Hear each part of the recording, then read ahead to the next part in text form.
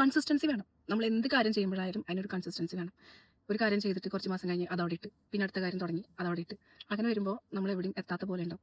ഇത് എൻ്റെ ജീവിതാനുഭവം തന്നെയാണ് കേട്ടോ ഞാൻ പറയുന്നത്. ഞാൻ അഭിനയിക്കാൻ വേണ്ടിയിട്ടാണ് എറണാകുളത്ത് കാലുകുത്തിയത്. അഭിനയത്തിൽ ഒരു അഭിനയം കോൺസെൻട്രേറ്റ് ചെയ്ത് ഇങ്ങനെ പോകുന്നതിന് പകരം പെട്ടെന്ന് ഡബിങ്ങിലേക്ക് തിരിഞ്ഞു.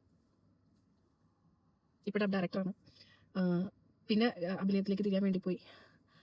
അപ്പോൾ ഒരു വിധി എന്ന് പറയുന്ന പോലെ എൻ്റെ അച്ഛനും അമ്മയും ഹോസ്പിറ്റലൈസ്ഡ് ആയി 2 years. പിന്നെ ഒരു വലിയ ഫൈനാൻഷ്യൽ ഫ്ലോപ്പ് വന്നു.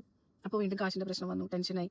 ഈ അഭിനയിക്കാൻ നമ്മൾ തിരഞ്ഞു നടക്കുമ്പോൾ നമുക്കൊരു ഫൈനാൻഷ്യൽ ഇത് വേണമല്ലോ, സെക്യൂരിറ്റി വേണമല്ലോ. അതില്ലാത്തത് കൊണ്ടാണ് നമ്മൾ വീണ്ടും വീണ്ടും വേറെ ജോബിലേക്ക് തിരിയുന്നത്. അങ്ങനെ വീണ്ടും ഞാൻ പൈസ ഉണ്ടാക്കാനുള്ള തത്രപ്പാടിൽ ഡബിലേക്ക് തിരിഞ്ഞു. വീണ്ടും ഒന്ന് അഭിനയിക്കാന്നുള്ള ഇതിലേക്ക് കാലെടുത്ത് വെക്കാൻ പോയപ്പോൾ ഞാൻ 3 വർഷം കിടപ്പിലായി. 3 വർഷം കിടപ്പിലായി കഴിഞ്ഞ് വീണ്ടും ഫൈനാൻഷ്യൽ ലോസ്, ഫ്ലോപ്പ്. അങ്ങനെ വീണ്ടും ഡബ് ഡയറക്ഷൻ. വീണ്ടും കുറച്ച് വർഷങ്ങൾക്ക് ശേഷം അഭിനയത്തിലേക്ക് എടുത്ത് വെച്ചിട്ടുണ്ട് കാല്. ദൈവമേ, ഇതെങ്കിലും മിന്നിച്ചേക്കണേ. അപ്പോൾ ഞാൻ പറഞ്ഞു തന്നത് നമ്മുടേതല്ലാത്ത കാരണങ്ങൾ കൊണ്ടും കൺസിസ്റ്റൻസി ഇല്ലായ്മ വരും. അപ്പോൾ എന്താ ചെയ്യുക, നമ്മൾ പിന്നെ പിടിച്ച് കയറാൻ നോക്കും. വിധി നമ്മളെ വീണ്ടും താഴേക്ക് കൊണ്ടുപോകും. പിന്നെ നമ്മൾ പിടിച്ച് കയറാൻ നോക്കും. അങ്ങനെ ഇങ്ങനെയൊക്കെ പോകണു ജീവിതം. എന്തായാലും എൻ്റെ പാഷൻ അഭിനയമാണ്.